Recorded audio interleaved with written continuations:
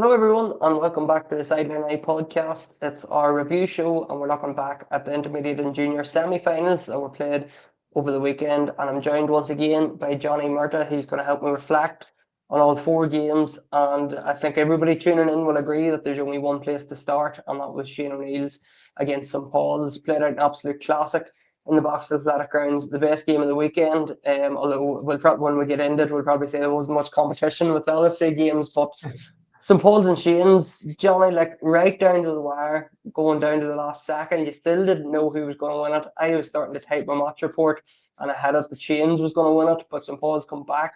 Last 3 points, fittingly Andrew Murnan wins the game with a fisted score. It was just, there's so much you could say about this game. It was brilliant. It just kept swinging and swinging and swinging like a pendulum, and that's the way it was the whole way through the game. When it looked like, even from the in the first half, when it looked like St Paul's was fully getting on top of the kickouts, break ball. Shane's looked to be struggling.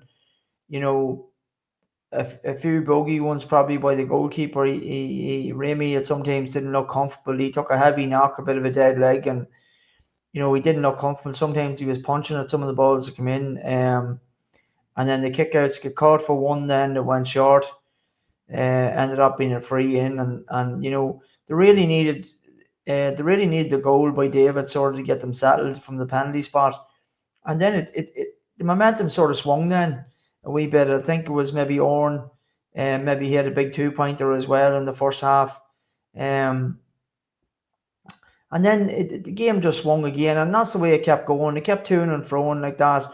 We've seen some great performances from Shane's in the first half. Conlon kicked over a few nice scores. Um, who else was there on target? Like, there was a man like O'Hare hit. I think he got all three scores. The first half was electric. Unlucky he didn't get a fourth just before half time. Managed to pull it to the right hand side of the post and wide, but probably coming into this, Sean, you would have said, right, we're going to be keeping an eye on Rory O'Brien. It was you're kind of looking for him and Mernon and maybe, or sometimes some McParland's as well are going to shoot out, and like the first half he just couldn't get on ball. Paul O'Rourke didn't register at all in the game. I know Rory hit some lovely scores the second half, but it didn't get him near enough service required. And I suppose my assessment of it is that again, St Paul's was well on top in the second half. The start of the second half very, very handsomely. Anton McParland got scores. Mernon was chipping in. I think he finished with 1-6 maybe, or four frees. But as you alluded to there, Sean, that like that, even that fisted score, there was so many things that he was involved in. You know, even his palm down in the first half for the goal, like it was just how he seen the man on the inside was like it's just different class, and that's what Andy offers you. Just different gravy, and like I think they were kicking for home good and early, and they put themselves in a good position, and then the black card just swung the game round again, like you said, and you're nearly typing up your match report because Shane's was coming with a big run. Rory had entered the fray big time in the second half, and they were kicking for home. They looked very, very dangerous. They got a couple of goals, and they were starting to look like full value. Gregory was getting big turnovers in defence. They were coming marching up the field at different times at big turnovers. They were starting to win a bit of break ball around the middle. Um, and then all of a sudden, just out of nowhere, the full complement was back on the field for the next few minutes, and probably one or two ropey decisions mixed into it in what you're going to get in a helter skelter game. And Mernon pops up and delivers, and it has to be said as well by both teams. Like even on the winning side there, you know, Niall McParland had a big game. Anto had a big game. Macari in midfield put in a serious shift like he always does. Lawless, like we keep saying, he's just honest player, Sean. He's going to give you everything he has in every game. I think he popped up for 2 or 3 points as well. So I tell you what, it was the best game of the weekend. I thoroughly enjoyed it. I thought for the most of it, like I said, um, maybe one or two ropey decisions, but I thought Enderman refereed it well. He let it go, and you know what you sort of get with it, and the black card was fair. It was stupid eventing, but I tell you what, it fairly made a game of it the second half. Yeah, it was a strange one. And I suppose when you're talking about Shane Reeves, there you mentioned the likes of Rory O'Brien wasn't really in it in the first half. Greg McCabe probably wasn't in it as much in the first half, but they were still a point up at half time. And I would have felt at half time St Paul's actually played the better football, but the two goals obviously helped. But when that turning point came in the second half, Johnny and Shane's got on top. It was Rory O'Brien and Greg McCabe who really stood up to be counted. Like they were the big men came to the fore. And I suppose when the thing flipped, then later on it was Andrew Murren, it was Anton McPartlin. So when I suppose when their sides needed them on both teams, the big men stood up and the leaders stood up to be counted, and that's what championship football probably comes down to at the end of it. Yeah, you've hit the nail on the head. That's exactly it. And look, Shane's going to be annoyed at this because they've managed this season, unlike last season, to come down and everybody wanted to scalp at them. They've managed this season to get themselves together. They've got themselves a right bit of structure, a settled team. You know, like there was a man had a serious game today was Grant. You know, BT as well, a cornerback. I thought he's a strong game. You know, so there's lots of positives to take out of it. You know, Grant gives everything he has, and he went toe to toe with Mernon on a tough assignment. And you know, I know Andy had a serious game himself, and got the all important scores, but you know, it didn't stop Keegan going like really to war with him at every chance he got, and it was a ferocious battle, you know. So look, Shane's are going to be a wee bit annoyed, I suppose, on just the way it sort of panned out. They kicked a good few short into the keeper's hands the first half, and sort of the way the game had swung with the penalty and all. They're probably saying to themselves, Sean, they should have been going in maybe 4 or 5 points up at half time, albeit St Paul's look to be playing the better brand of football. But unfortunately, sometimes, you know, if you don't make it count, um, that's it. And you know, I think Shane's would be a bit annoyed at themselves just with the first half performance. As you said there, Taddegot maybe Rory O'Brien on the ball. Greg maybe had a stronger first half. It could have made the difference coming down the stretch, you know. But I tell you what, it was a great game of football. And before we move on to the other semi-final, Johnny, we'll just finish on the goals because I know it was on Armagh TV duty today, and at half time I was talking to Sean McCreesh about obviously there was the penalty was the first goal, but the two goals were seen from David McCabe in his second, and then within 60 seconds it was in the back of the net the other, and then McPartlin got a goal, lovely flick by Mernon to set it up. On the second half, we've seen two more brilliant goals. McPartlin repaid the favour. He set up Mernon for a goal, and Greg McCabe created a goal for Aidan Collins. So, as a forward, were you impressed with the sharp shooting in front of goals because some of the goals were top drawer? Oh, listen, absolutely. You know, like the penalty in the first half was the big one. Um, you know, because that got Shane's back into the game, and then they managed to register another couple of scores after. You know, but Marin's flick down, you know, was absolutely top draw. You know, and then the ball placed in the top corner. You know, so I think listen, the new rules lends itself to that, and we spoke about it in different times. You know, for me, at the junior this year, the junior, intermediate, and senior so far have really lived up to the billings, and the performances, and you can see from doing your scoring chart there, you're definitely going to be busy totting it all up after this weekend, albeit there only was a couple of games, but I tell you what, it's been, as you said there, it's just been magnificent. You know, a pure goal fest, 5 goals in an intermediate semi final, like two 18 to 3-14. Like, what's there to give out about that? Excellent stuff by both teams. Yeah, it's some scoring, and obviously that's St Paul's through to their fifth final in 6 years. So they're hoping to get their hands on the cup at Sarsfields, who's going to try to deny them. And Sarsfields, I know I was chatting to Eamon McGowan after the game, Johnny, and I asked him how long he was playing senior football. I think he said in around 20 years, and it was his first ever win in athletic grounds. Obviously, they've been up and down between senior football and intermediate, but they've played a lot of games in that 20-year span in the athletic grounds, and for them to get their first win, and very, very convincingly, it must be said, against Grange, like Sarsfields, you give them no complaints. They were by far the better team on the night and were really, really impressive. That's probably the best performance I have seen of Sarsfields in certainly this year anyway, but in a long time.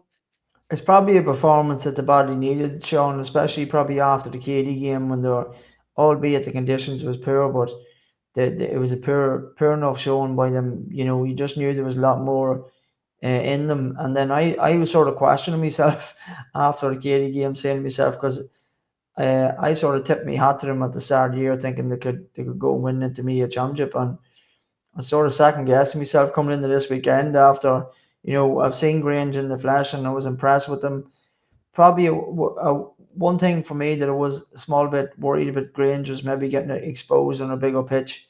I'm you know, in saying that, again, as a black card, you know, Darren Manning picks up a black card, and it's a massive momentum swing as well. And then in the second half, you know, in particular, Sarsfields were very, very ruthless to win about their business, you know, very well.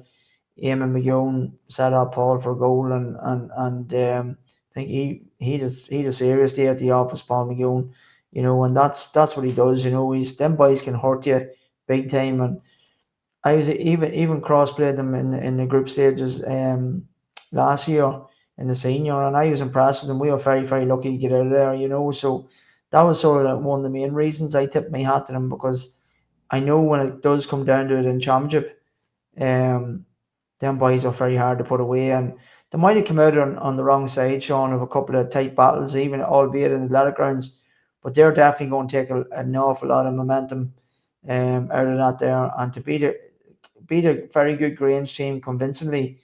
Um, I tell you what, it leaves an unbelievable final now coming up at St Paul's, and you know St Paul's is to be honest, they're carrying their own baggage into an intermediate final as well. It has to be said. So you know it's gonna it's gonna leave things interesting. You know, and Sarsfields has the forwards, and so does St Paul's, and I tell you what, we could be in for another treat, just like we were in for this evening.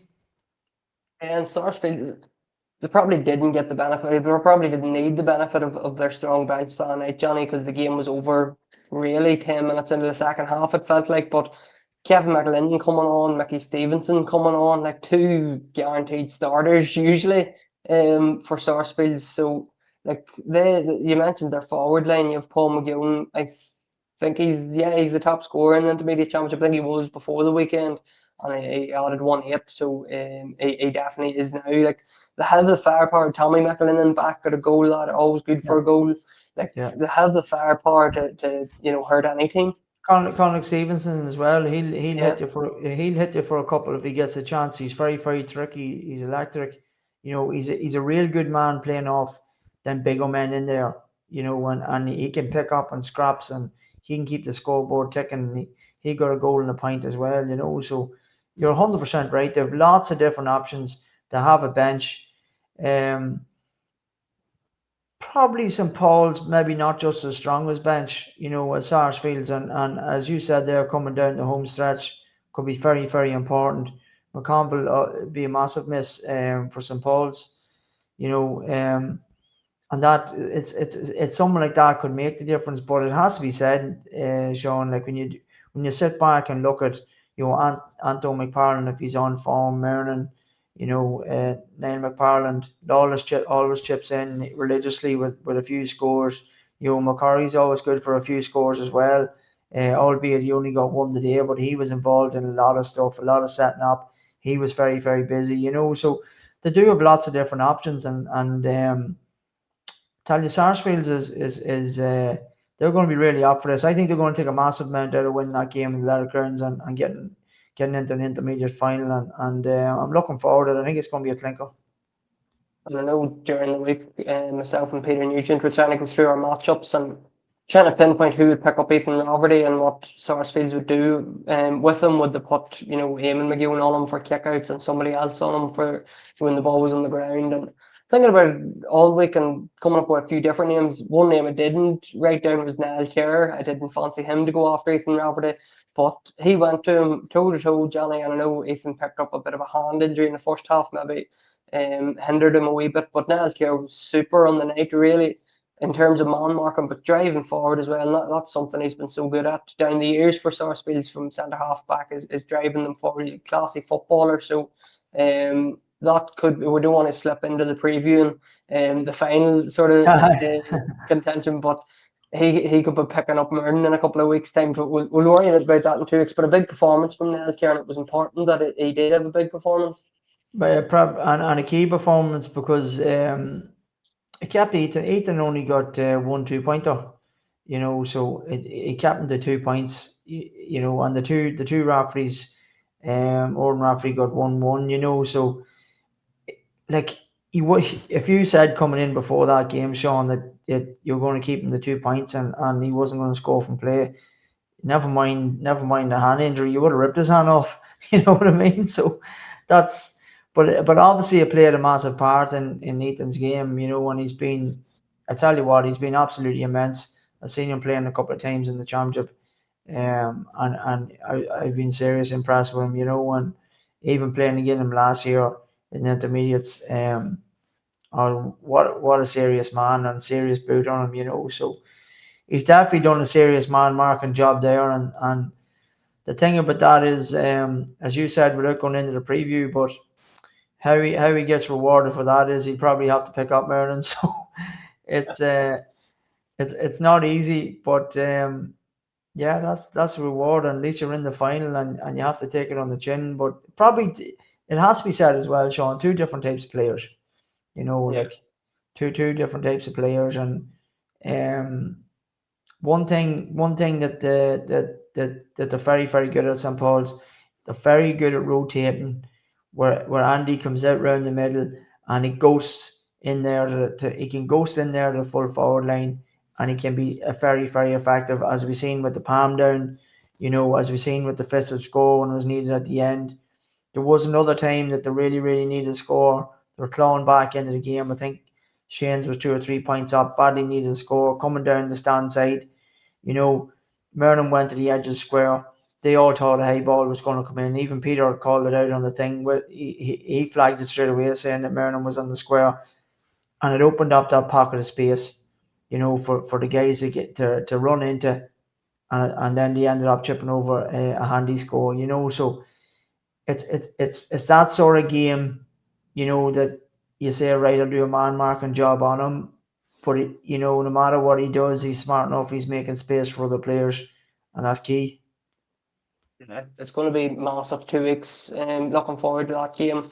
Lots of Sarsfields' ball game. Looking forward to it already. So Yeah, we'll be previewing that in 2 weeks' time. The juniors also sorted then, Johnny, and we'll skip to Saturday.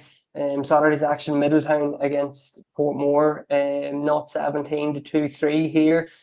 I know it was on commentary here, and I know during the week you tipped Middletown, but I don't think anybody's seen this coming, John, in terms of the game ending 17 scores to 5 scores. Like, it wasn't like Portmore. It was, from what I seen of them last year, and they just underperformed, and they'll be disappointed with that. But full credit to Middletown. I know you spoke highly of them after the quarter final that they played against yourselves, so they put in a serious shift, and they were really, really full value for their win. yeah. Look, like I said in the preview, that I just was really impressed with how organised they were in all departments. That they had a game plan. They were able to stick to it. There was no bending with it or anything. There was, on the big physical, demanding team, with good forwards, caused you a lot of bother. That probably one of the key players there, Paul Gaffney, had a serious game in there for them. McCann had a serious game. Sean Oak was busy as always. He got his few scores.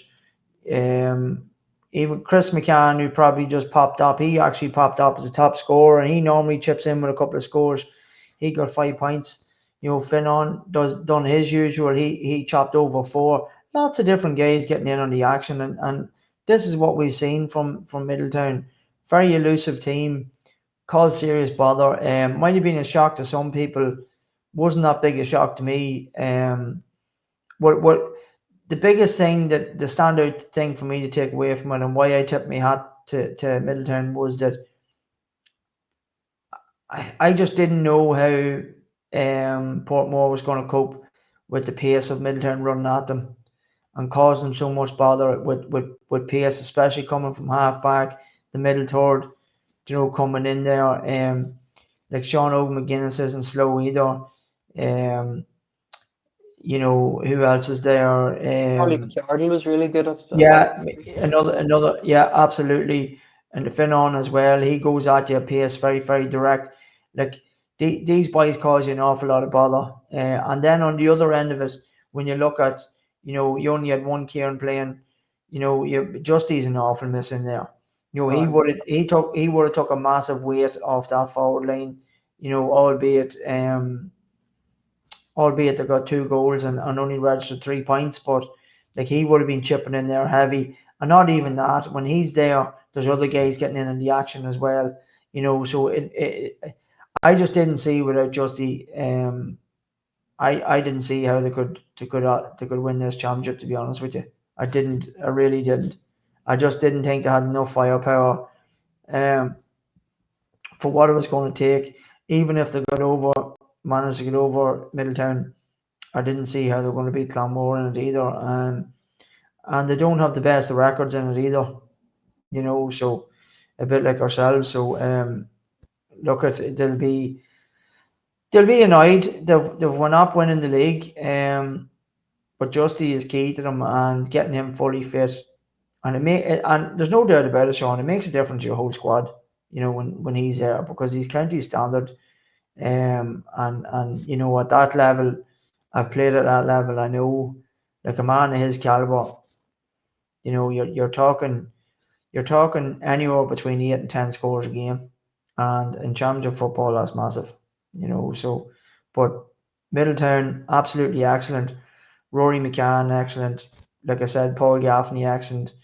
The boys in the forward line there, all very good, very solid.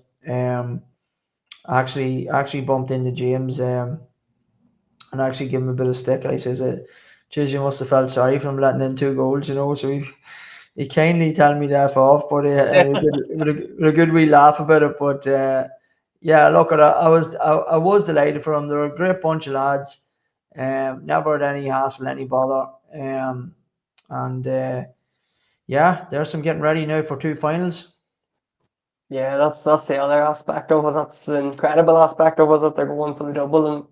And I know, speaking to Sean McGuinness yesterday, it could end up they could have no silverware by the end of the year, but to 2 finals to look forward to is really exciting. And I suppose another aspect. Yeah, sorry, go ahead. Go ahead, Johnny. Yeah, probably just actually, when we got to all the players, actually never got a chance to commend serious management again. Like, and we spoke about this last week at the job that obviously the coaching in McCann and Clarkey has done, but Paul McCardle as well. So they've done a serious job as getting their structure right and trusting the bit of coaching that they're doing, and obviously doing their analysis to a T, and shutting down. Like we spoke about a conversation that come up as well on obviously in Squares in the podcast there last week, about Big John, like how you're going to frustrate him, or what you're going to do with him. But Middletown come up with their own plan, and it worked. You elaborated on the point I was going to make there. Sorry. The midfield battle I was really impressed with it, because with Paul Gaffney just went toe to toe with Big John while that was in the middle of the field, whether he followed him into the full forward line, and he won the duel in there at full back and come out with every ball that come in. But the midfield battle, in terms of Paul Gaffney, Charlie McCardle, Charlie Lennon, they were just up. They were breaking balls or winning them themselves, and Middletown were hungry for the break. So that was a big aspect of the game, in terms of Portmore trying to even get a foothold early on, or trying to get back into it. They just couldn't win primary possession around the middle of the field. And again, huge credit to Paddy McCardle on the Middletown management team, because they had their homework done and the players in the field executed it. Yeah, absolutely. Just you alluded there, they're very, very good. What I was impressed with them as well again also was I said to you last week, very impressed with boxing off in midfield. Grimes and these guys swamping in, Danes, all them boys swamping in, break ball, break ball. McCann that night, Chris McCann, he was mopping up a lot of break ball as well again us that night. You know, Conor Gormley as well getting break ball. Lots of tenacious, honest players. Puts the body in, not afraid to go for it. The same as the hurling. They're well used to that sort of, grinding out for a slither there on the ground or grinding out for a ball. Same thing. They'll do it. They know what it's about, and the scrappier and the dirtier it is, the better. The more they like it. So yeah, I thought like Paul Gaffney is very comfortable playing full back. He can play anywhere in the field, midfield, full back, no problem to him. That's his bread and milk, whatever you want to call it. So, he's he was immense for me. He was a man of the match. He gave a serious exhibition of stuff. So well done to Paul. They will play Clawmore in the final. Obviously, Johnny Clawmore beat Thomas Davis on Sunday, 15 points to 8, I think it ended up. And I suppose Clawmore maybe won this game without having to be amazing. And the probably feel that they have more in them, but they'll be delighted to get back to the final. And again, deserve to be there. They've won 5 games on the trot now. They've won in the championship. They're going in. It's going to be a massive battle against Middletown, but they're going in full of confidence as well. Is it?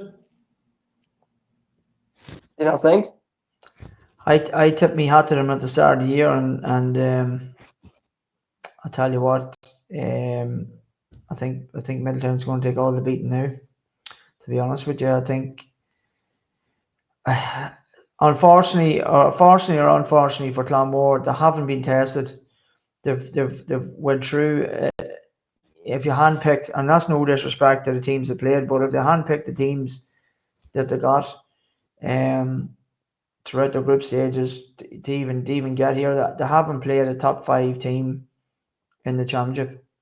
Yeah, all the teams they've played, Johnny, I think they're all going to be playing Division 3B football next year. Exactly. That's my point. And now they're into the final, not having gone through a serious battle. They do have a very solid team, but I know this isn't a preview show, but I'd be just worrying about the pace again. That Middletown is going to be fit to bring to that defence, and they like to protect that full back line. And I'm telling you, Middletown was that impressive the weekend that even like we spoke about last week, especially Barra alluded to the blueprint, on keeping Sean Quigley quiet. He didn't score at all. So Thomas Davis done the homework in that department. But in other departments, they just got found wanting. And like the registered 8 points. Adam Loughlin got 4. Geordie King got 2. Like Loughlin's been steady. He's been honest. He has been that player, the go-to man. Big midfielder missing didn't help, and we spoke about that on the preview show. But Coinham hit 8 points. A lot of them, 6 of them were frees. And that we did speak about that as well. That the discipline in Crunchco was a problem. The Thomas Davis team. So look, I think they're going to need to really improve, and they're going to need Quigley to have an unbelievable, massive game for me to come out of this other side. But look, it was convincing win in saying that. It was a job well done. Any time you win nearly double scores, like they won the game by 7 points. So, you have to be pragmatic to it too. But for me, I'm just a bit worried, Sean, about getting tested coming into the final. And then you're meeting a team now that's very well organised, that's took out a couple of big key contenders, have come through a couple of battles. We're in a very stiff group as well, with Ballyhagan as well. Let's not forget, so I tell you, it's going to make an interesting final for me. Yeah, it's a huge one. It really is. It's a massive one. And just before we wrap up, Johnny, just a mention for Brendan Donaghy as well. We know He's been the Clawmore. He's been their best man for. They won the championship 20 years ago when he was playing then. So there's 2 decades of service. But even today, Johnny, like maybe he's slowed down a touch from what he used to be in his county days and whatever. But he's so smart. He always makes the right decision. Like he's a player manager alongside James Grimley as well. Yeah. So just he's such a key man. He's such a class act, isn't he? Oh, he's unreal, and actually funny. I was about to mention now about Grimley. He registered a score too. I think 5 out of the 6 forwards had all scored. So it's not a bad return either. But Brendan, he is he's unreal at that level, and we spoke about that in the previous show. His reading of the game, is talking on the field, his awareness, where to position his body, and as you said there, the service. And the amount of time that he's been there is just a testament to himself and putting it in on the field, and obviously himself and James having to do the tough work and training and coaching the team as well, and not even that, John, but getting all that buy-in and not falling out with guys, and continuing to manage and play. It's very, very difficult. So yeah, look, it's class for him, and we're going to get to see him. I don't know when he's going to call time, but he's he has himself in another championship final anyway, down in the Athletic Grounds, and it's definitely something for him to look forward to. And I don't know what his thoughts is, but if he gets his hands in that cup, I'll tell you, you wouldn't see me for dust. I'll be gone. That's a bit of advice I Same. give him. We'll save your advice for 2 weeks' time, Johnny. We'll be looking ahead to that junior final in 2 weeks and the intermediate, of course. So that's all, folks. We are in Kiss Cafe in Crossmaglen on Monday night. We're just recording the show. It won't be live on Facebook, but make sure if you want to see it early, you can call in. There's plenty of room in Kiss Cafe for anybody that wants to call in and see the show live. We'll have Barry McConville, Kieran O'Hanlon, and Paul Hurdy as our 3-man panel. So make sure to call in if you fancy it. But that podcast will be out on Thursday, and we're looking ahead to the 2 senior semi-finals, 2 massive games coming up this weekend. Clonard and Madden on Friday night and Cross and Cullyhanna on Saturday night. So they're the 2 games we'll be previewing. As usual, we'll have everything across the week. We'll have our hot shots lists, our team of the week, previews, interviews, and everything else. So give us a follow on all our social media channels and on Spotify and YouTube or wherever you get your podcasts. So we'll be back on Thursday with our podcast. Thanks very much for tuning in, everybody, and thanks to Johnny for once again sitting in on a Sunday evening and looking back at all the games. Slán a fáil.